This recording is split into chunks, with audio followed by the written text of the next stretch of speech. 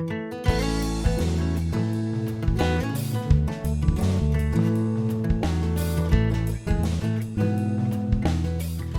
everyone, it's Aunt Fernita. Today's story is called A Cloud Leads the Way. The memory verse is from Psalm 119, verse 10. It says, "I seek you with all my heart. Do not let me stray from your commands." Today's message is we worship God when we obey Him. John enjoyed summer camp. He was learning many new crafts. He especially liked leather craft. He followed his counselor's directions very carefully as he worked on a new wallet. Our Bible story tells about a large group of people who also followed directions.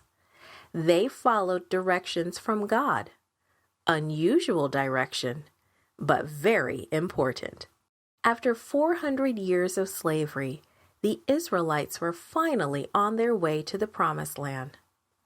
But which way should they go? All that stretched before them was the hot, dry wilderness. God did not leave them to wonder. Instead, He led them personally and in a way especially fitted for the desert. By day, the Lord went ahead of them in a pillar of cloud to guide them on their way, and by night, in a pillar of fire to give them light, so that they could travel by day or night. During the day, the cloud gave them shade from the sun's heat. At night, when the desert became very cold, the pillar of fire provided heat as well as light. The cloud led the Israelites into the desert and onto the Red Sea. There it stopped. Soon the Egyptians realized that when the Israelites left, their supply of slaves were gone. In a short time, Pharaoh's army raced across the desert. They wanted to get the Israelites back. The Israelites saw a great cloud of dust coming their way. From their camp at the edge of the sea, they could see the chariots racing toward them. What could they do? A mountain blocked their way on one side. The Red Sea kept them from going ahead, and Pharaoh's army kept coming straight at them.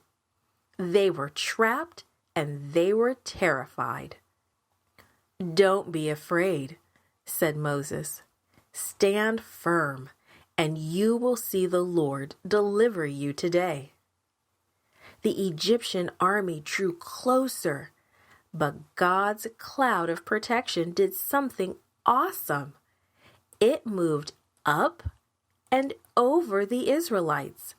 Then it came to rest between them and the Egyptian army. On one side, it became a cloud that brought darkness to the Egyptians. But on the other side, it was fire that provided the Israelites with light. "Tell the Israelites to move forward into the sea," God said to Moses. Even though there was nothing but deep water in front of them, the Israelites obeyed.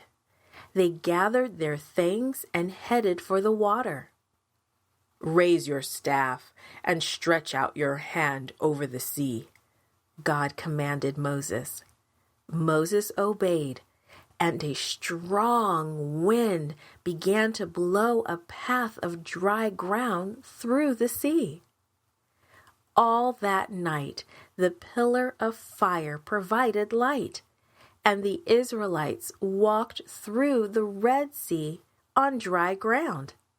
The wall of water on their right and left stayed in place.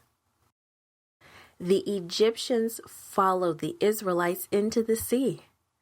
As soon as the last of the Israelites arrived safely on the other side, the Lord spoke to Moses again.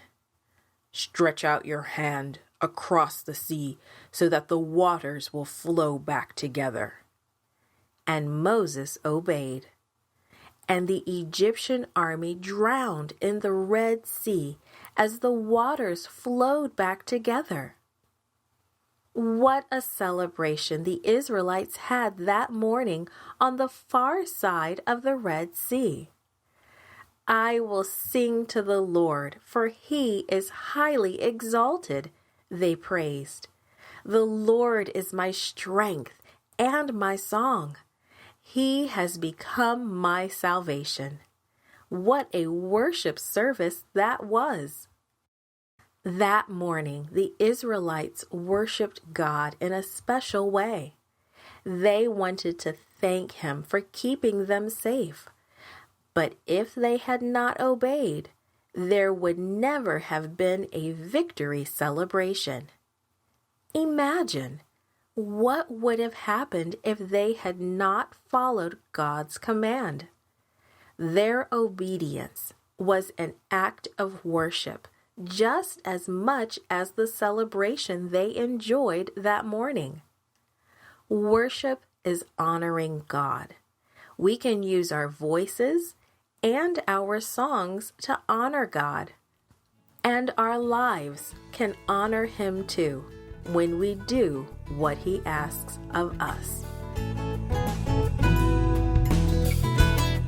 Created and produced by Falvo Fowler. This podcast is read by Franita Buddy Fullwood for Gracelink.net. Animation and artwork by Giogo Godoy. Audio is post-produced by Faith To at Studio El Piso in Singapore. The theme music is by Clayton Kinney. The audio engineer was Maurice Bailey.